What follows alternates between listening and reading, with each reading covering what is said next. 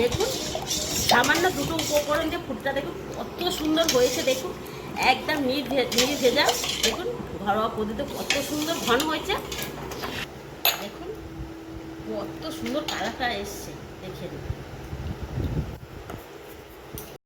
যদি ঠান্ডা ঠান্ডা ফুটি খেতে হয় তার সঙ্গে কিন্তু দুটো বরফের টুকরো আমি দিয়ে দিলাম। দেখুন কতটা সুন্দর হয়েছে, দেখে নিন। কীভাবে এই ফুটি রেসিপিটা করেছি আপনারা পুরো ভিডিওটা দেখতে থাকুন ও আমার সঙ্গে থাকুন। চলুন শুরু করা যাক।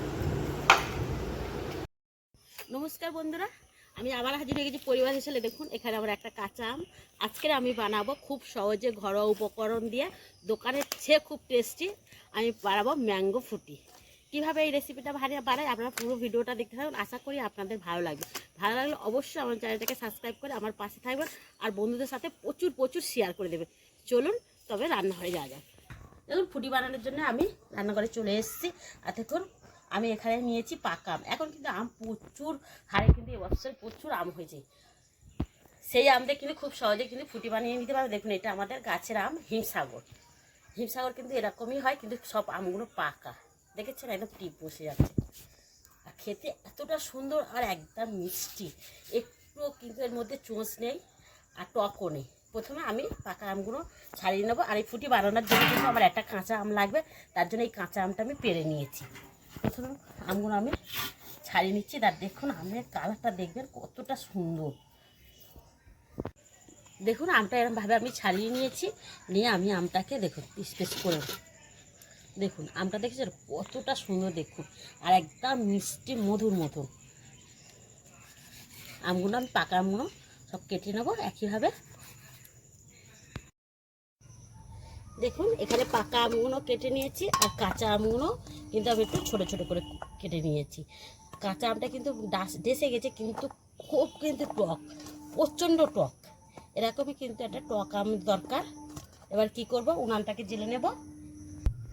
দেখুন এদিকে কড়াতে পরিমাণ মতন জল দিয়েছি, দিয়ে এবারে উনানটাও আমি ধরিয়ে নিয়েছি। এবারে কাঁচা আমটা একটু আমি আগে হাফ সিদ্ধ করে নেব। দেখুন এখানে কাঁচা আমের জলটা ফুটে গিয়েছে। এবার আমি কেটে রাখা পাকা আমটা দিয়ে দেবো, দিয়ে আরও 2-3 মিনিট আমি ফুটিয়ে নেব।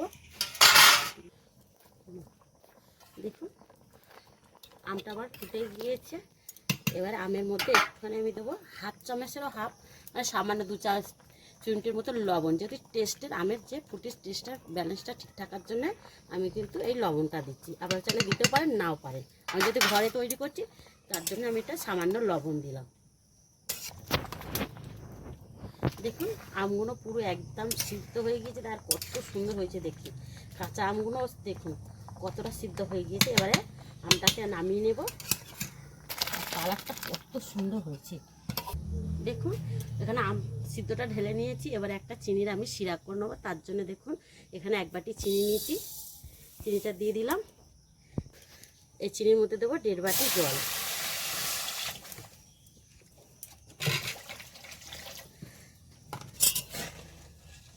একটা চিটচিটে একটু সিরাপ করে নিতে হবে, তবে কিন্তু ফুটিটা কিন্তু খুবই ভালো লাগবে। এর মধ্যে কিন্তু কাঁচা চিনি দেবো না বা ঠান্ডা জলও দেবো না। দেখুন এখানে চিনির রসটা কিন্তু আদা রেডি হয়ে গেছে। আর এটা কিন্তু একটা চিটচিটে রস হয়ে গেছে, একদম হাতে দিলে চিটচিট করবে। এই অবস্থায় এবারে রসটাকে আমি নামিয়ে নেব। দেখুন এখানে আমের যে আম সিদ্ধটা একদম কিন্তু এই ডেকচি ভর্তি হয়ে গেছে, দেখেছেন কতটা হয়েছে। এই আমটা কিন্তু মানে ঠান্ডা করে নিতে হবে, আর চিনির সিরাটাও ঠান্ডা করে নিতে হবে। আপনারা দেখুন এখানে একটা এই মিক্সিং বোল নিয়ে নিয়েছি। আপনারা চাইলে কিন্তু এই ঠান্ডা করে তবে এই মিক্সিং জারে দিয়ে আমটা আপনারা পেস্ট করে নেবেন।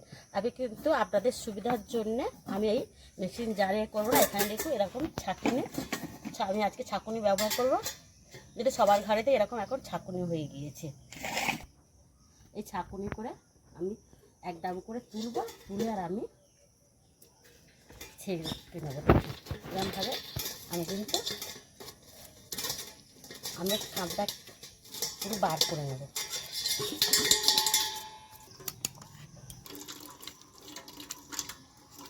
খুব সহজে কিন্তু এরকম ছাকা যাবে। আর যাদের কাছে মিক্সিং জার আছে তারা করে মিক্সিং করে পেস্ট করে নিতে পারেন একদম, তাহলে আরও পেস্টটা ভালো হবে। আপনাদের দেখানোর জন্য কিন্তু আমি এই কাজটা করে নিচ্ছি, ছাঁকুনি দিয়ে কিন্তু ছেঁকে নিচ্ছি।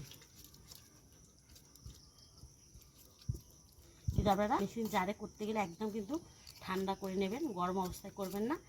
আমি যেহেতু ছাঁকুনি দিয়ে করছি বলে একটু গরম অবস্থা করে নিচ্ছি। দেখুন বন্ধুরা, সব কটা আমি ছেঁকে নিচ্ছি। এবার লাস্টে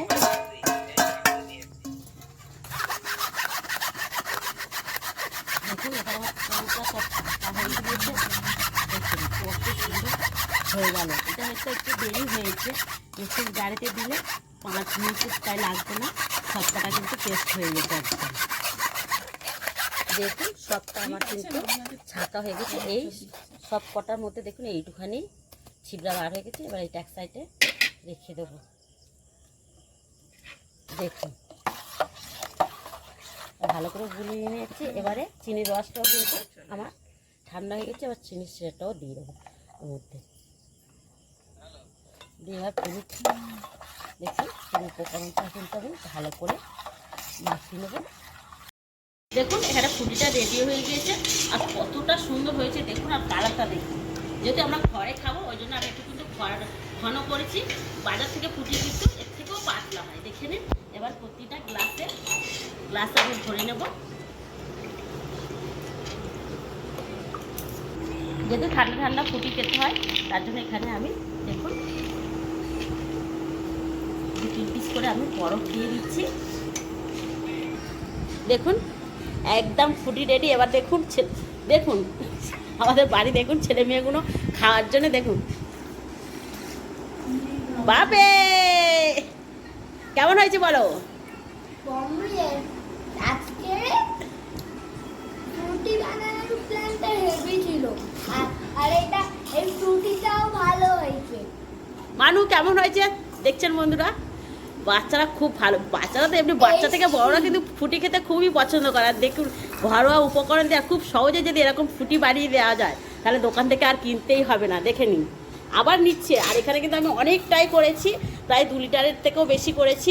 দেখে নিন আরও মেয়ে তুলে তুলে খাচ্ছে। আরে ম্যাডাম ধরো, মিয়ন ম্যাডাম পড়াতে এসছে, ম্যাডামকেও 1 গ্লাস দিই। দেখুন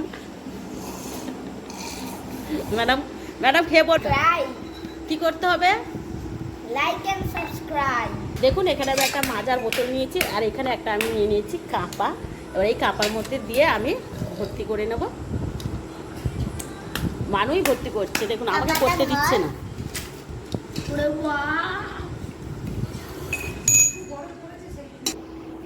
দেখুন মানুষ কিন্তু খুব দেরি হচ্ছে বলে আমি ডেক্সি ধরেই ঢেলে দিচ্ছি। দেখুন কতটা সুন্দর করছে, আসল ফুটির মতন। আসল ফুটির মতন হয়েছে বাকি। হ্যাঁ, তাহলে ফ্রিজে রেখে দেবো, খাবে? খুব টেস্টি হয়েছে। টেস্ট হয়েছে। হ্যাঁ বন্ধুরা এই গরমের সময় কিন্তু আপনারা এরকম ভাবে কিন্তু খুব সহজে ফুটি বানিয়ে এটা মনেই হচ্ছে না বাড়িতে বানিয়েছি। দেখুন আমার প্রায় 3-4 লিটার হয়ে গেছে ফুটিটা। 5 গ্লাস তো দিয়েছি আর এটা পুরো 2 লিটারের বোতল ভর্তি হয়ে গিয়েছে। আর এখনো 3 গ্লাসের মতন রয়ে গেছে। আমি এটা আরেকটু ধরবো না থাক এটা। এবার এটা ফ্রিজে রেখে দাও। দাও আমি দিচ্ছি দেখি আমরা একটু খেয়ে দিই। খুব সুন্দর হয়েছে।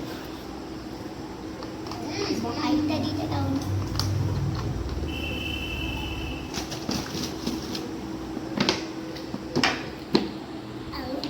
তাহলে বন্ধুরা দেখুন নিজের হাতে খুব সহজে কিন্তু এরা ঘরোয়া উপকরণে ঘরোয়া পদ্ধতিতে খুব সহজে কিন্তু আপনারা এরা ফুটি বানিয়ে নিতে পারবেন। নিয়ে আপনারা কিন্তু চিনির সিরাপটা না দিয়ে আপনারা এমনি ঘন যেটা পিউরি আমের যে পিউরিটা বার করেছিলাম ওটা কিন্তু আপনারা এমনি ফ্রিজে রেখে দিতে পারবেন। এই গরমের সময় যখন কিন্তু আপনাদের ফুটি খাওয়ার ইচ্ছা হবে, বাচ্চারা যখন বায়না করবে আপনারা বার করে ঠান্ডা জল দিয়ে চিনিতে গুলে দিলে কিন্তু তারা খেয়ে একদম বুঝতে পারবেন না যেটা মানে বাইরে থেকে কেনা হয়েছে। তাহলে আমার রেসিপিটা আপনারা কেমন লেগেছে আপনারা অবশ্যই কমেন্ট করে বলবেন। আর বন্ধুদের সাথে কিন্তু প্রচুর শেয়ার করে দেবেন। তাহলে আজকের এই অবধি, আবার দেখা হবে নতুন রেসিপি। ভালো থাকবেন, সুস্থ থাকবেন, নমস্কার।